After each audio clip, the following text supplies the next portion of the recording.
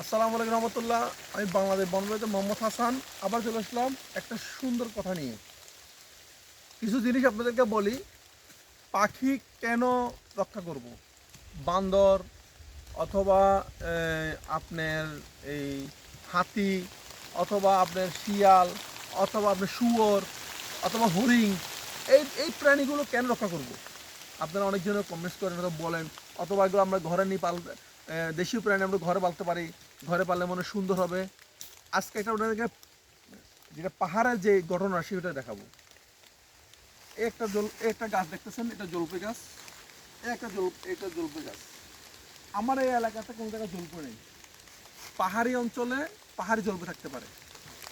এই গাছটা হলো কাউ গাছ, কাউ ফল, যেটাকে বলা হয় টক টক ফল।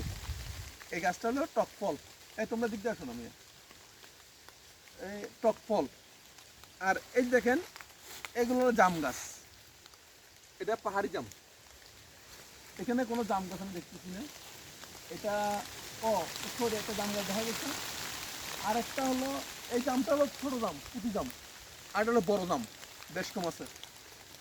এটা হলো আপনার এই কনক গাছ।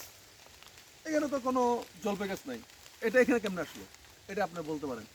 এটা আসছে হলো হয় হরিণে খেয়েছে, নাহলে কোনো বান্দর রেখেছে, নাহলে শুয়োর রেখেছে। আর নাহলে এত বড় পাখি, ধনেশ পাখি ছাড়া এত বড় জলপাই খেতে পারবে না। তো এই জন্য আমরা বলি, প্রাণী রক্ষা করলে এই ধরনের আগাছাতে গাছ হবে। গাছ হলে পরিবেশ সুন্দর হবে। আর একটা আপনি দেখাই, আপনাদেরকে আসেন। এই দেখেন, এই যে আরেকটা, এটাও আম, পাহাড়ি আম। এই আম গাছটা, এই আম গাছটা এখানে হয়েছে, হয় এটা কোনো মাধ্যমে আসছে এখানে। এটা কোনো পাহাড়ে, এটা কোনো কোনো মানুষের লাগাইছে তা না। এখানে আর কোনো আসলে আম গাছ নেই। আর এই যে এটা হলো লটকন গাছ। এটা মনে করেন আপনি ন্যাচারালি হয়, কিন্তু এখানে কোনো লটকন গাছ নাই, অথবা কোনো পাখি খেয়ে আসছে এখানে হয়েছে। আমরা আসলে আপনাদেরকে একটা জিনিস বলে রাখছি যে হিল ট্যাক্সে যখন আপনারা প্রাণীকে রক্ষা করবেন, পশু পাখিকে হেফাজত করবেন, তখন আপনারা এই ধরনের সুন্দর সুন্দর বন পাবেন।